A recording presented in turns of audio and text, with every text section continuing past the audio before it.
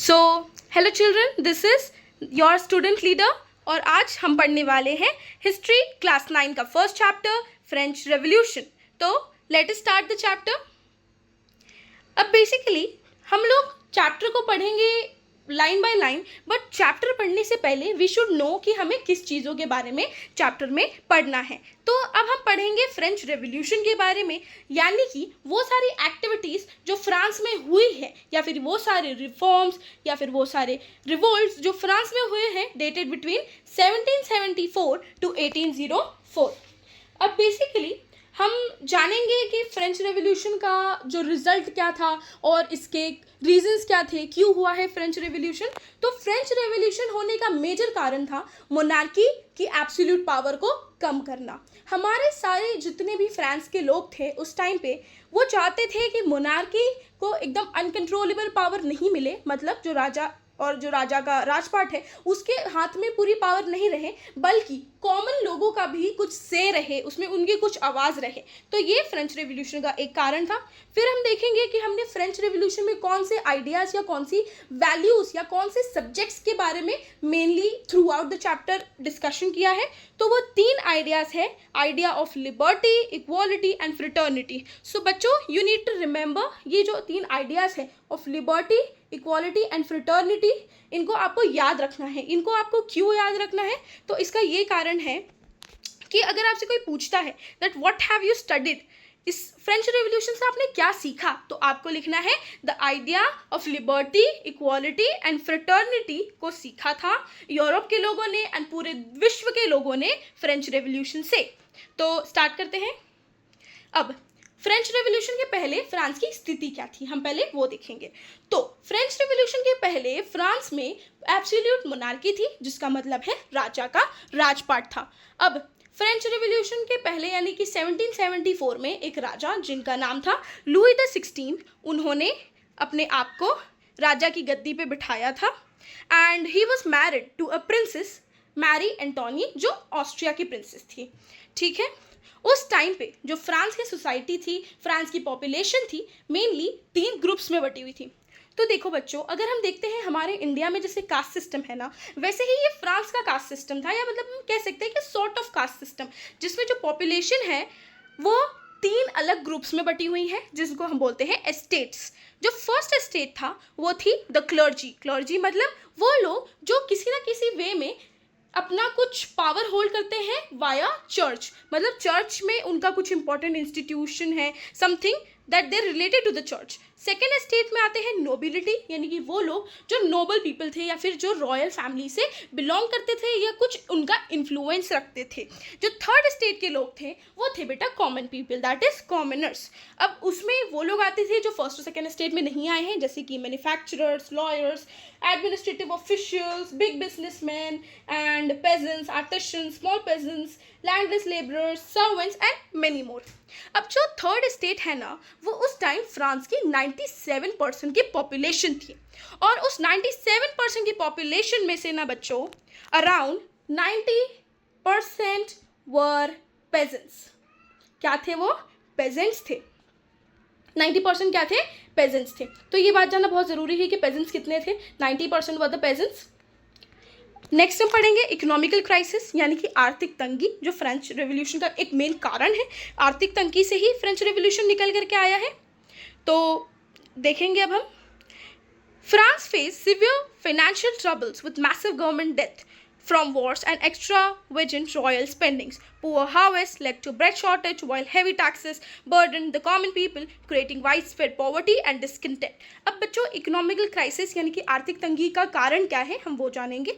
France की आर्थिक तंगी का सबसे बड़ा कारण है, फ्रांस जब पावर में लुई द 16 आए थे तब उन्होंने अमेरिका की 13 कॉलोनीज को आज़ादी दिलवाई थी ब्रिटेन की कॉलोनियल रूल से। मतलब जैसे हमने इंडिया ने अपने आप को आज़ाद किया है अंग्रेज़ों के राज से, वैसे ही फ्रांस ने हेल्प कराई थी अमेरिका की 13 कॉलोनी को इंडिपेंडेंस पाने में। तो वो इंडिपेंडेंस लेने में ही उनके ऊपर बहुत ज़्यादा कर्जा हो गया था। वो कर्जा था अराउंड $1 बिलियन लिवर। लिवर जो है LIVER इसकी स्पेलिंग है, और ये है फ्रांस की करेंसी। इतना उनके ऊपर कर्जा हो गया था। अलॉन्ग विद दैट जो फ्रांस के मैसिव कोर्ट्स यानी कि जितने दरबार थे वो बहुत कॉस्टली थे, बहुत महंगे थे, और अलॉन्ग विद दैट उनको इंटरेस्ट भरना पड़ता था टू देयर लोन्स, 10% इंटरेस्ट। इसके कारण इकोनॉमिकल क्राइसिस आ गई थी, और इस इकोनॉमिकल क्राइसिस को और बदतर कर दिया था किसने? बैड हार्वेस्ट ने, यानी कि खराब फसलों ने। फसल खराब हो गई और कंडीशन और ज़्यादा खराब हो गई। अब देखेंगे कि 3 स्टेट्स तो हमने देख लिया बेसिकली, आप ये लिख सकते हैं अपनी नोटबुक में। थर्ड स्टेट ना, थर्ड स्टेट के लोग जो थे दे वर इन ट्रबल, मतलब बहुत ज़्यादा पैथेटिक सिचुएशन थी थर्ड स्टेट के उन लोगों की जो गरीब थे, यानी कि हु वर पुअर। उन लोगों को बहुत ज़्यादा प्रॉब्लम हो रही थी। क्यों प्रॉब्लम हो रही थी? बिकॉज जितने भी टैक्सेस थे पे करने वाले, ये सारे टैक्सेस का बर्डन किस पे था? थर्ड स्टेट के लोगों पे। फर्स्ट स्टेट और second state, that means clergy and nobility, उन लोगों को कोई टैक्स नहीं भरना पड़ता था because they were privileged by birth. उनका कुछ बर्थ का प्रिविलेज था जिनके कारण उनको टैक्स तो नहीं भरना पड़ता था, और वो एक चीज़ इंजॉय कर रहे थे जिसका नाम था फ्यूडल सिस्टम। फ्यूडल सिस्टम को इंजॉय भी कर रहे थे। अब हम देखेंगे कि कौन कौन से टैक्स थर्ड स्टेट के लोग भरते थे। पहला जो टैक्स है वो है टाइल। टाइल है एक डायरेक्ट टैक्स जो स्टेट को पे करेंगे, यानी कि हम एक डायरेक्ट टैक्स देंगे किसको? फ्रांस के गवर्नमेंट को, ठीक है, वो टाइल हो जाएगा। दूसरा जो था वो था तिथ। तिथ जो था बेटो वो ये था कि ये वो वाला टैक्स है जो आपको पे करना है टू द चर्च। किसको? चर्च को पे करना है। चर्च को कैसे पे करना है? तो आपको क्या करना है, जितने भी खेती कर रहे हैं, है ना, तो उसका 1/10 जो पार्ट है, कितना? उस खेती का 1/10 जो पार्ट है अपना प्रोडक्शन का, वो किसको दे देना पड़ेगा? चर्च को देना पड़ेगा। फिर आते थे फ्यूडल ड्यूज। फ्यूडल ड्यूज वो थे कि जो पेमेंट उनको मतलब अगर आप खेती कर रहे हैं किसी के खेत पे, अब उन लोगों के पास अपना खुद के खेत तो थे नहीं, अगर आप किसी के खेत पे खेती कर रहे हैं तो आपको उन नोबल्स को या फिर उन लैंडलॉर्ड्स को कुछ पेमेंट देनी पड़ेगी या फिर कुछ सर्विस देनी पड़ेगी। फिर लास्ट में आते थे कुछ ऐसे टैक्सेस जो डेली यूज़ की कमोडिटीज़ पे थे, यानी कि सॉल्ट, टबैको। तो बहुत सारे टैक्सेस किसको भरने पड़ते थे? थर्ड स्टेट के लोगों को। अब हम देखेंगे causes of French revolution. French revolution होने के कारण क्या थे? अब देखेंगे फ्रेंच रेवोल्यूशन के कारण। तो पहला सबसे बड़ा कारण था सोशल इनइक्वालिटी।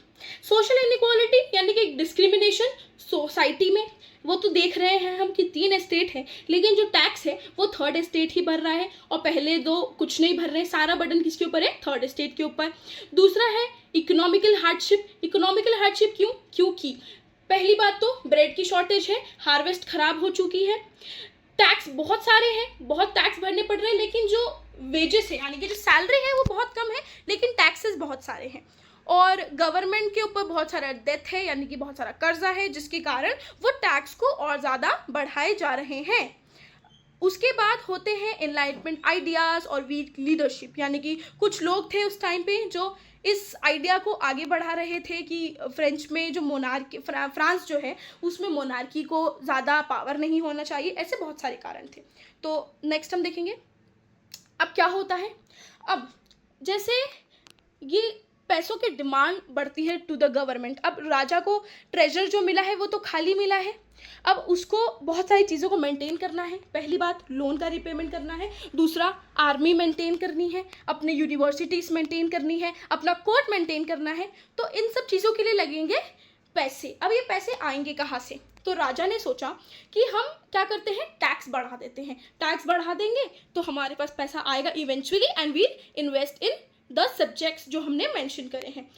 अब राजा ने बुलाई स्टेट जनरल की मीटिंग। अब हम जानेंगे कि स्टेट जनरल क्या होता है। सो स्टेट जनरल ना वो होता है एक लीगल बॉडी है जो बन के आई है out of the representatives of the 3 states, यानी कि 300 लोग आएंगे क्लर्जी के, 300 आएंगे नोबिलिटी के, एंड 600 लोग आएंगे थर्ड स्टेट यानी कि कॉमन पीपल के। सो पहले दोनों के 300 और तीसरे के 600 क्यों?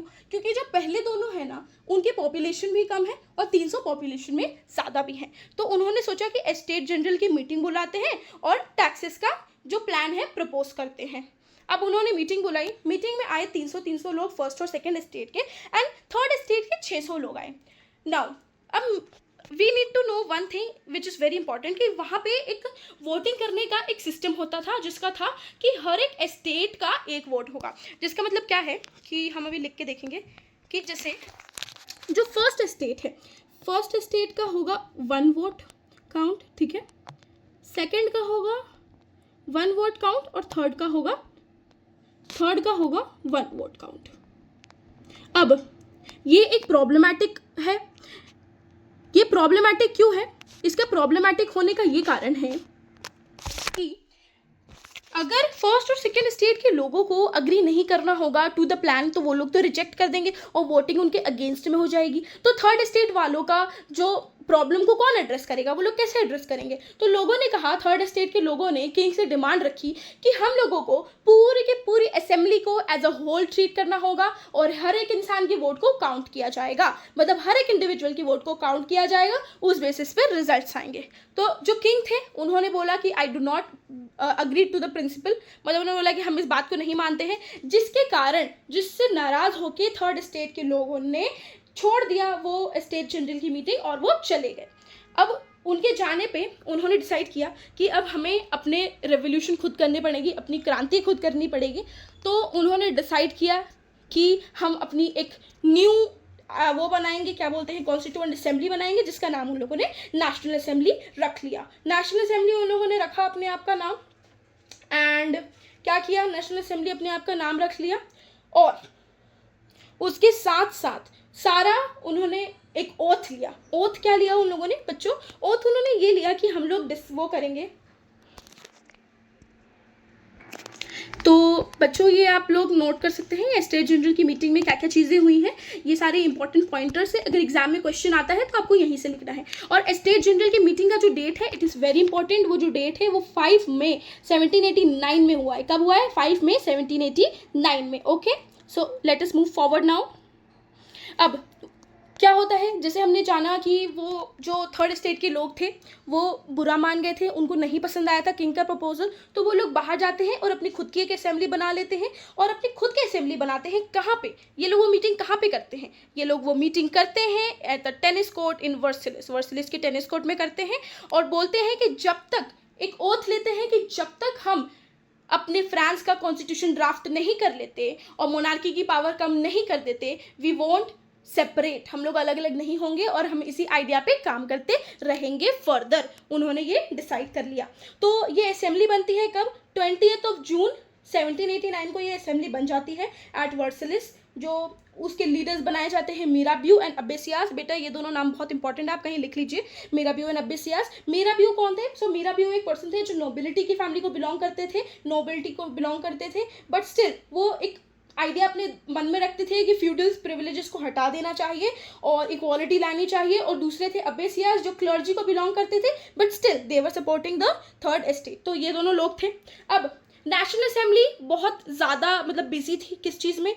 अपने फ्रांस का कॉन्स्टिट्यूशन ड्राफ्ट करने में। उसी टाइम एक सिचुएशन आउटब्रेक होती है। क्या होती है वो सिचुएशन? जो हार्वेस्ट होता है कहाँ का? फ्रांस का, वो उस ईयर खराब हो जाता है। हार्वेस्ट खराब हो जाने के कारण जो डिमांड है वो फुलफिल नहीं हो पाती है और जो ब्रेड शॉप्स होती हैं, जो स्टेपल डाइट है, ब्रेड जो है स्टेपल डाइट है फ्रांस का, वहाँ पे हो जाती है एक मतलब रकस, यानी कि एक रायट टाइप हो जाती है, लोग अटैक करने लग जाते हैं, जिसके कारण king had to manage the situation. King ने सोचा कि I need to manage the situation और उन्होंने भेजे ट्रूप्स ऑफ हिज आर्मी, उन्होंने भेज दिया सिटी में। और जैसे ही वो आर्मी आती है सिटी में तो लोगों के बीच में एक र्यूमर स्प्रेड हो जाता है कि ये लोग कॉमन पीपल पे फायर करने के लिए आए हैं, जिसके कारण मेन एंड विमेन ने सोचा कि हम अपनी खुद की आर्मी बनाएंगे and they started attacking different places. और वो प्लेसेस कौन कौन सी थी? सबसे important, storming of the Bastille. अब हमें जानना है कि सबसे पहली बात तो ये बैस्टिल है क्या। सो बेसिकली बच्चों ये बैस्टिल क्या है? बैस्टिल है एक फोर्ट्रेस प्रिजन, यानी कि एक जेल है जो सिंबल है of despotic power of king. Symbol है of despotic power of king. इसका मतलब क्या होता है कि राजा के क्रूएलिटी का सिंबल है, राजा के क्रूएलिटी और उसके अनकंट्रोलेबल पावर का सिंबल है। तो लोग जाते हैं बैस्टिल में, अटैक कर देते हैं, वहाँ के जो कमांडर होते हैं उसको मार देते हैं, वहाँ से 7 आर्म्स लेते हैं and they start to protest. इतना कुछ होता है। ये वाला भी आपको नोट करना है, दिस इज़ वेरी इंपॉर्टेंट, ये नोट कर लीजिए। उसके बाद क्या होता है, पेजेंट्स में एक फियर हो जाता है, उन लोगों को डर हो जाता है कि ये जो किंग है would kill us, would destroy our crops, और इस सब के कारण they also started revolting against the king. अब क्या होता है, ये सारे प्रॉब्लम्स को देख के लुई द 16 ने सोचा कि अब मुझे ये नेशनल असेंबली को क्या करना पड़ेगा, इस नेशनल असेंबली को पावर देनी ही पड़ेगी. सो ही अग्रीड. उस नेशनल असेंबली को क्या बोला उन्होंने कि I agree with you guys. और उन्होंने बोला कि आप एक लीगल बॉडी बना दिए गए हैं. कब बना दिए गए थे? Date you have to write the date. Date बहुत इंपॉर्टेंट है. डेट है 4 अगस्त ऑफ 1789 को. ये डेट लिख लेना है कि कब उनके नेशनल असेंबली को लीगलाइज कर दिया गया था बाय लुई द 16. और उसी दिन से एक टैक्स जो है, जो टैक्स पेमेंट करी जाती थी थर्ड एस्टेट से, वो हटवा दी जाती है. फ्यूडल सिस्टम को हटवा दिया जाता है. और चर्च की जितनी भी लैंड थी सारी कन्फिस्केट कर ली जाती है. और जो राजा की पावर थी अनकंट्रोलेबल, उसको कम करा दी जाती है. सो ये सारे काम हो जाते हैं उसी टाइम पे. उसके बाद what do we see next? उसके बाद होती है कि राइट्स मिलती है. राइट्स किसको मिलती है? To men. अब क्या क्या चेंजेस आते हैं नेशनल असेंबली के लीगलाइज होने के बाद? तो नेशनल असेंबली इलेक्शन होते हैं. नेशनल असेंबली में 1791 में इलेक्शंस जब होते हैं तब उन्होंने बोला कि जो पावर है वो सिर्फ राजा के पास नहीं बल्कि 3 इंस्टीट्यूशंस के पास में होंगी.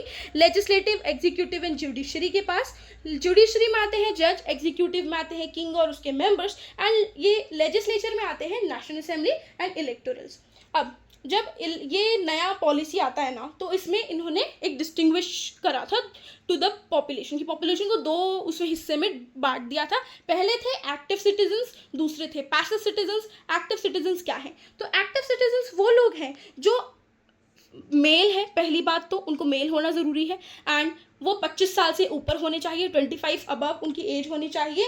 एंड अलॉन्ग विद दैट वो टैक्स पेयर होने चाहिए. टैक्स पेयर कैसे, कितना टैक्स भरना चाहिए? तो tax 3 days of labourers wage, इतना टैक्स उनको भरना चाहिए. वही लोग वोट करेंगे किसके लिए? इलेक्टर्स के लिए, जो कुछ 50,000 मेन होंगे. और वो electors would for the vote for the national assembly, जिसमें 745 मेंबर्स होंगे जो एक लेजिस्लेटिव काउंसिल बनाएंगे. अब इसमें क्या होता है? ओनली 4 मिलियन की पॉपुलेशन एक्टिव सिटीजन में आती है. रेस्ट पीपल, जो सारे के सारे women, children and youth below 25 and non tax payer man, सारे पैसिव सिटीजन को रिड्यूस कर देते हैं. और इसमें राइट ऑफ मैन को डिस्कस करा जाता है कि मैन के राइट को, कि ये लिखा हुआ है ना, ये सारा मैन का राइट है कि ये राइट प्रोटेक्ट करने जाने चाहिए, जैसे इक्वालिटी बिफोर लॉ, ये सब प्रोटेक्ट होंगी. इसके बाद आता है political groups in the revolution. Next होता है कि ये जो चीज़ें चेंजेस हुई थी, ये चेंजेस किसके लिए हुई थी? उन मिडिल क्लास लोगों के लिए, उन थर्ड एस्टेट के लोगों के लिए जो प्रॉस्परस हैं या जो एजुकेटेड हैं. लेकिन बाकी लोग भी हैं ग्रुप में. पेजेंट्स हैं, आर्टिसंस हैं, फिर वॉच मेकर्स हैं, अलग अलग बहुत सारे लोग बचे हुए हैं. अब इन लोगों के लिए कौन इनको हेल्प करेगा? तो इन्होंने अपनी हेल्प के लिए खुद नए सोशल ग्रुप बनाना स्टार्ट कर दिया. यानी कि इन्होंने अपने उद्धार के लिए खुद ही ग्रुप्स बनाने स्टार्ट कर दिए, खुद ही डिस्कशन करना स्टार्ट कर दिया. तो उसमें से एक बहुत इंपॉर्टेंट ग्रुप है जिसका नाम है जैकोबियंस का ग्रुप, जो बनता है. अब ये जैकोबियन का ग्रुप क्या है देखते हैं. तो ये जो जैकोबियन का ग्रुप है ना, ये बनता है at the Saint Jacob in Paris. मतलब एक कॉन्वेंट की बिल्डिंग है, एक सेंट को बिलोंग करती थी, तो उसके पीछे इनका नाम पड़ा जैकोबियन. इसमें जो मेंबर्स थे वो थे जो कम पैसिव सिटीजन्स थे. ये वो लोग हैं यानी कि shopkeepers, artisans, shoe makers, pastry कुक्स and watch makers, printers और बहुत सारे लोग. इसका जो लीडर था वो कौन था? उसका नाम very important, it's very important बच्चों, उसका नाम है मैक्सिमिलियन रॉबेस्पियर. यहाँ पे लिखा हुआ है, आई मार्क दैट, ये मैक्सिमिलियन रॉबेस्पियर, इसको आप लिख लीजिएगा, ठीक है. सो ये इन लोगों का लीडर था उस टाइम पे. मैक्सिमिलियन रॉबेस्पियर जो थे वो लीडर थे. एंड इन लोगों ने अपनी कुछ न्यू आइडियाज इन्वेंट करे थे कि they will wear trousers with stripes on it. अब why were they wearing those trousers? अब इस ट्राउजर्स के पहनने का क्या कारण था? उसका कारण ये था कि वो अपने आप को जो प्रॉस्परस सेक्शन सोसाइटी के जो फैशन से अलग बताना चाहते हैं कि हम लोग इनमें नहीं मिले हुए हैं, हम लोग तो पहली बात अलग हैं. और उसके साथ साथ जो मेन थे ऑफ जैकोबियन ग्रुप, वो लोग एक रेड कलर की हैट पहनते थे जिसका सिंबल था लिबर्टी, जो एक लिबर्टी का सिंबल था. लेकिन women were not allowed to wear that hat. अब ये सारी चीज़ें हो रही थी, तो जैकोबियंस आते हैं पावर में. जब ये लोग आ जाते हैं पावर में 1792 में, तो ये सिचुएशन का फ़ायदा उठाते हैं. कौन सी सिचुएशन का? कि बहुत सारा प्रॉब्लम चल रहा है इन पेरिस, तो वो लोग आते हैं और किंग के राज को हटा देते हैं. अब कैसे हटाते हैं? ये लोग करते हैं रिवोल्ट्स बहुत सारे, जो फाइनली जिसका रिजल्ट होता है कि 21 सितंबर 1792 में अबॉलिशन हो जाती है किसकी? मोनार्की की, यानी कि राजा का राजपाट फाइनली फ्रांस में ख़त्म हो जाता है और ये लोग अपने आप को एक नया नाम दे देते हैं जिसका नाम है कन्वेंशनल असेंबली। अब नेशनल असेंबली का नाम क्या हो गया बच्चों? Conventional assembly. ये भी लिख लो, नेशनल असेंबली जो है उसका नाम हो गया है कन्वेंशन। कन्वेंशन नाम हो गया नेशनल असेंबली का, ठीक है, कन्वेंशन हो गया नेशनल असेंबली का नाम।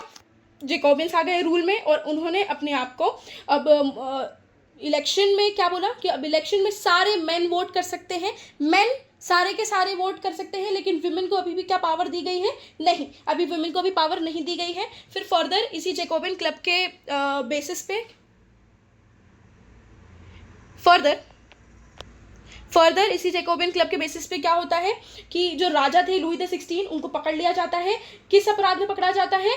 ट्रीजन के अपराध में, यानी कि मतलब अपने देश से गद्दारी के हक उसमें अपराध में पकड़ा जाता है और 21 जनवरी यानी कि 21 जनवरी 1794 में उनको फांसी दे दी जाती है और कुछ टाइम बाद उनकी वाइफ के साथ भी सेम होता है। बच्चों इसके बाद स्टार्ट होता है एक very important thing, that is reign of terror. Reign of terror के बारे में इधर मेंशन नहीं किया हुआ है, but I still teach you guys. Reign of terror कब का टाइम है? Reign of terror is dated between 1793 to 1794 के बीच में, 1793 से 1794 के बीच में होता है। और ये किसका टाइम है? जैकोबियंस का टाइम है, यानी कि मैक्सिमिलियन रॉबेस्पियर का टाइम है। अब उनने कर दी थी सिचुएशन बहुत एक्सट्रीम। दे बिलीव्ड कि सारे वो लोग जो हमारे रूल्स को नहीं मानेंगे, हमारे प्रिंसिपल्स को नहीं मानेंगे, उन सबको हम एनिमी ट्रीट करेंगे। वो मेंबर्स जो नोबल्स थे, क्लर्जीज थे, वो सारे अगर हमारी पॉलिटिकल पार्टी में दखल देंगे, हमारी सिचुएशन, हमारे मेथड्स को ख़राब करेंगे, सो उनको हम फांसी देंगे, पनिशमेंट देंगे। मतलब फांसी नहीं थी, एक टाइप की पनिशमेंट थी जिसको हम कहते थे कि उनको गुलोटीन कर दिया जाएगा। अब गुलोटीन क्या है? तो एक ऐसी मशीन है जिसके बीच में मतलब उनका हेड डाला जाता था और उसको हेड को काट के अलग कर दिया जाता था, तो उसका नाम था गुलोटीन मशीन। उसको वो इंसान जो गिल्टी पाया जाएगा उसको गुलोटीन कर दिया जाएगा। अब मैक्सिमिलियन रॉबेस्पियर के टाइम पे क्या क्या प्रॉब्लम्स थी? तो प्रॉब्लम्स नहीं थी, उन्होंने कुछ मेजर्स निकाले थे, कुछ मतलब रूल्स निकाले थे कि हम क्या करेंगे, प्राइस को मतलब स्टैंडर्डाइज करेंगे कि हर चीज़ का प्राइस मैक्सिमम इतना ही हो सकता है या मिनिमम इतना ही हो सकता है, और वेजेस कर रहा था कि वेजेस मिनिमम इतनी ही हो सकती है, उन्होंने ये बात कही थी। और मीट और ब्रेड को राशन किया, मतलब उन्होंने बोला कि एक अगर फैमिली है तो एक फैमिली में इतने मेंबर है तो सिर्फ इतना ही राशन यानी कि इतना ही उनको जो पोर्शन है of food will be provided, उससे ज़्यादा उनको नहीं मिलने वाला है। उसके बाद पेजेंट्स वर नॉट हैप्पी, क्यों? क्योंकि उनको फोर्सफुली उनको दबाव देके उनके ग्रेन्स को शिफ्ट कर दिया जा रहा था कि you will have to export your grains, ये हो रहा था। उसके बाद उसमें कुछ नई चीज़ें इन्वेंट करी थी कि सब लोग खाएंगे प्लेन ब्रेड। वो किससे बनी होगी? होल व्हीट से बनी होगी, मतलब जो वाइट ब्रेड खाई जाती थी वो कोई नहीं खाएगी क्योंकि ये होगी एक सिंबल ऑफ इक्वालिटी। उसके बाद जो टाइटल्स थे ऑफ मॉन्सियोर एंड मदाम, इसको चेंज करेंगे टू सितोयन सितोयनी, और ये सारी चीज़ें चलती रहीं। बट रॉबेस्पियर के टाइम में इसने बहुत ज़्यादा प्रेशराइज कर दिया, पनिशमेंट वॉज एक्सट्रीम, पनिशमेंट दी जाती थी, लोगों को गुलोटीन किया जाता था on small mistakes, small offences पे उनके साथ ऐसा बुरा ट्रीटमेंट होता था, जिसके कारण जुलाई ऑफ 1794 में इनका रूल को एंड कर दिया जाता है और रॉबेस्पियर उनको उनकी ही मैकेनिज्म से गुलोटीन करके मार दिया जाता है। अब अगर रॉबेस्पियर जो लीडर थे उस टाइम पे, उन्होंने सारा स्टार्ट करा था, गवर्नमेंट एक नया वे चालू कर दिया था, अगर वो ख़त्म हो जाएंगे तो कंट्री कैसे चलेगा, एक स्टेट कैसे चलेगा फ्रांस? तो फ्रांस को चलाने के लिए एक एडवांटेज देख ली उन्होंने। किस लोगों ने? मिडिल क्लास के वो जो अमीर लोग थे ना, उन्होंने एक एडवांटेज देखी कि अभी कोई भी लीडर नहीं है, तो उन लोगों ने पावर सीज कर ली, उनके हाथों में फिर पावर आ गई और उन्होंने सोचा कि जैसे गुलोटीन जब रेन ऑफ टेरर चल रहा था, यानी कि जो रॉबेस्पियर का टाइम चल रहा था, तब एक हाथ में पावर कॉन्सेंट्रेटेड थी, मतलब एक इंसान को पूरी की पूरी पावर दे दी गई थी, तो उसने इतना प्रॉब्लमैटिक सिचुएशन क्रिएट कर दिया। So instead of giving power into one single persons hand, यानी कि एक इंडिविजुअल को देने से अच्छा हम लोग पावर देंगे दो डिफरेंट बॉडीज को, एक बॉडी होगी डायरेक्टरी और दूसरी बॉडी होगी 5 मेंबर ऑफ एग्जीक्यूटिव, और वो दोनों इलेक्ट करे जाते थे बाय द कॉमन पीपल।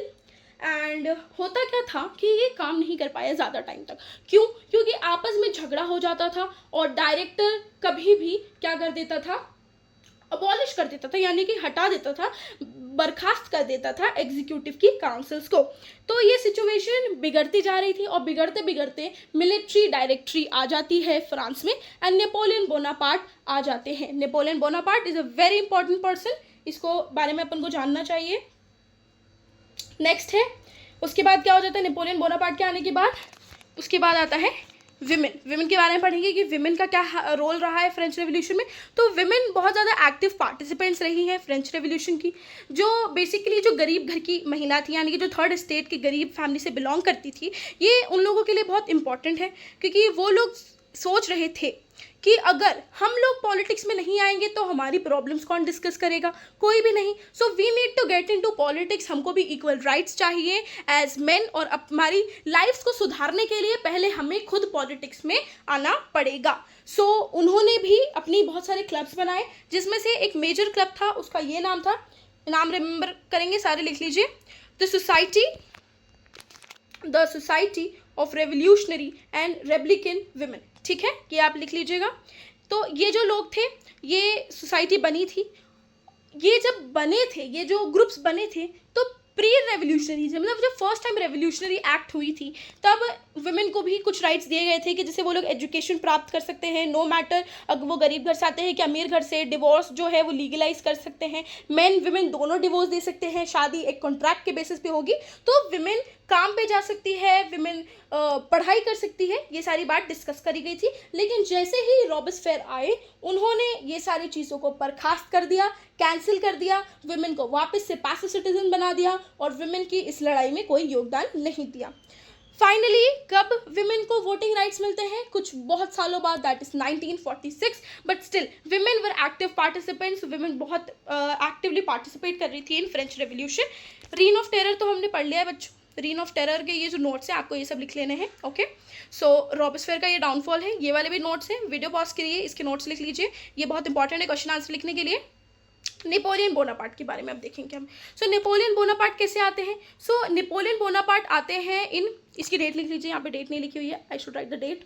अपने आप को उन्होंने किंग बोल दिया था 1804 में, ये हम आगे पढ़ने वाले हैं। 1804 में अपने आप को किंग बोल दिया था, ये हम आगे पढ़ेंगे। सो अगर आप ये बस रीड आउट कर देती हूँ मैं। Rise of Napoleon Bonaparte, military general who rose to power during revolutionary chaos, seized control of France through a coup in 1799, ended the instability of revolutionary period, established Napoleonic era with strong centralized rule, brought order, legal reforms and military expansion to France। मतलब एक Napoleon को, अगर आपके दिमाग में Napoleon आते हैं तो आपको आना चाहिए दिमाग में कि ये एक मॉडर्नाइजर थे फ्रांस के, ये अपने आप को कंसिडर करते थे एंड लोग इन्हें कंसिडर करते थे as a moderniser of France.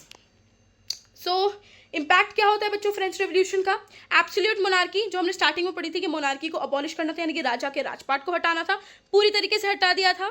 फिर उसके बाद जो आइडिया थी ऑफ लिबर्टी, फ्रेटर्निटी, ये सब आगे बढ़ी थी और पूरे यूरोप में डेमोक्रेटिक मूवमेंट्स फैल रहे थे। ठीक है, तो ये आपको रीड कर लेना है और एक क्वेश्चन आंसर आता है कि क्या इम्पैक्ट रहा है फ्रेंच रेवोल्यूशन का, तो ये 3 पॉइंट्स मेंशन करने हैं ज़रूर। ओके, नेक्स्ट इंपॉर्टेंट फिगर्स देख लेंगे।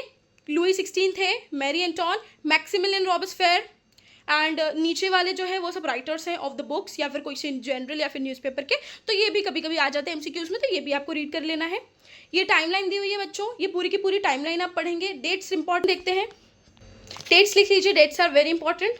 फिर टाइमलाइन ऑफ मेजर इवेंट्स, ये टाइमलाइन है मेजर इवेंट्स की, मतलब जो बहुत बड़े बड़े मेजर इवेंट्स हुए हैं वो है। और फिर कंक्लूजन के पहले बच्चों इसमें स्लेवरी वाला पॉइंट नहीं दिया हुआ है, स्लेवरी 1848 में लाया गया। ठीक है, सो ये कंक्लूजन है चैप्टर का कंक्लूजन हम पढ़ लेंगे। नोट्स बना लीजिए, एनी डाउट्स, कोई भी डाउट्स अगर आपको होंगे children, you can just ask in the comment section and stay tuned for rest chapters, सारे चैप्टर्स इधर पढ़ाए जाएंगे। Thank you.